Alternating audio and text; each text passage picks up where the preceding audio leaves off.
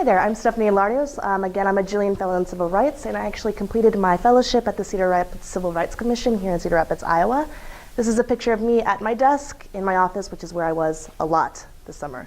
The Cedar Rapids Civil Rights Commission, I'm going to shorten it to CRC. I know I put CRC there, but as you can tell, it's kind of a mouthful. So basically, the CRC is an administrative law agency. Some of the things that they actually work on is outreach to the community.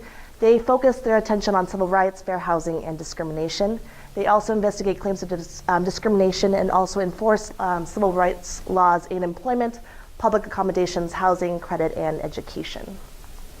And here are some pictures of the people that I worked with this summer. On the right corner, we have our administrative assistant, and this is the conference room that we met every Monday. We have the executive director, along with my site supervisor and some of the investigators that I worked with. All right, so what did I do? A lot of things. I informed myself on the process for investigating claims. It was a big deal, and I will actually tell you a little bit more about it as we go on in the presentation.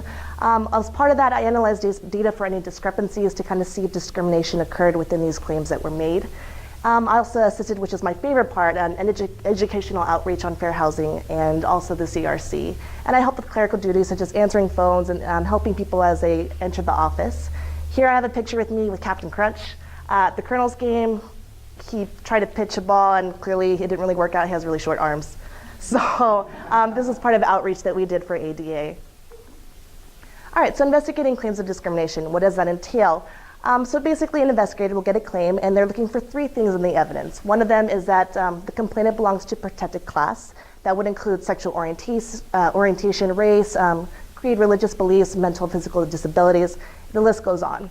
Along with that, it has to show that the complainant has experienced some kind of adverse action, and if they have experienced that adverse action, that they actually received it because of their protected class. When they're going through these claims, they can make really two major judgments. One of them is probable cause versus no probable cause. Probable cause suggests that there's enough evidence to show that there was discrimination based on that person's protected class. No probable cause would be the complete opposite. There's not enough evidence. Maybe it did occur, but there's just not enough evidence to show that it did. And those are the really frustrating cases because I had to actually go through some of them.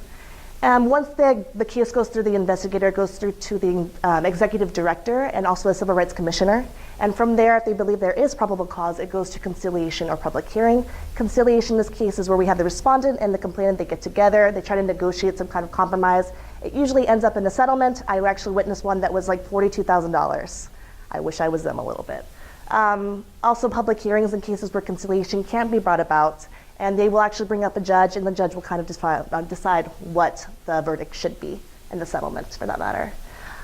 Again, what I really enjoyed doing was outreach. This is actually one of the flyers that I worked on. I dispersed them throughout the Marion and Cedar Rapids area.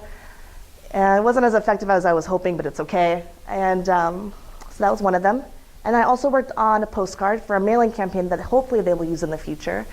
Again, the whole point of outreach was to actually inform them on the Fair Housing Act as well as what the Civil Rights Commission did. So it was our hope to actually disperse this throughout the Cedar Rapids and Marion area so they actually had an idea that the Civil Rights Commission was in fact a resource that they could use and that it was free. So what did I learn? Well, of course, the workings of the CRC, as well as its importance in the community. A lot of people didn't realize that it was a resource, but it is in fact a very good resource to have in cases where you feel like you've been discriminated against. Along with that, I learned about the Fair Housing Act, the Americans with Disabilities Act. We actually performed a test to actually see if people were discriminated against people who had some form of disability. We came up with some really interesting results. And also local civil rights, and of course the process for investigating claims of discrimination. And the impacts that it had on me, well, frankly, I didn't really know what I would do with my ethnic studies degree, and I still have no idea. But it really did help. It was very nice to actually be able to use it in a professional setting and to actually utilize themes that I actually learned about in the real world. Along with that, it increased my comfort in a professional settings. Always a good thing. I'm almost graduating, a little scared, so step up for me. And also it challenged me to step outside my comfort level, which I'm sure a lot of people in the Fellows Program realized. Also reaffirm my passion for social justice. It's something that I am very much considering doing as part of my career, and we'll see what happens with that one. Also, I feel like it'll give me an advantage over other applicants when I look for a job, and also various options on career paths. Again, I had no idea what career paths were available to me with my ethnic studies major. I didn't know if I want to be a lawyer. I still have no idea, but even then the option of the Civil Rights Commission being somewhere to go. It's great. And with gratitude, I would like to thank Isaac Julian, this is where it's honor of, and also my site supervisor who is not here, Stephanie Munsterman Robinson. Also the whole staff, Clark Cassell, he was the executive director, Janet Abejo, Dara Lipscomb, they were both investigators that I worked with, and Jeanette Gordon, who was actually a former employee here at Cornell College, and also my faculty sponsor, Catherine Stewart, who unfortunately is not able to attend because she's on sabbatical. But, and also all of the fellowship, thank you very much for helping me with this opportunity. It was very great, and I definitely appreciate it.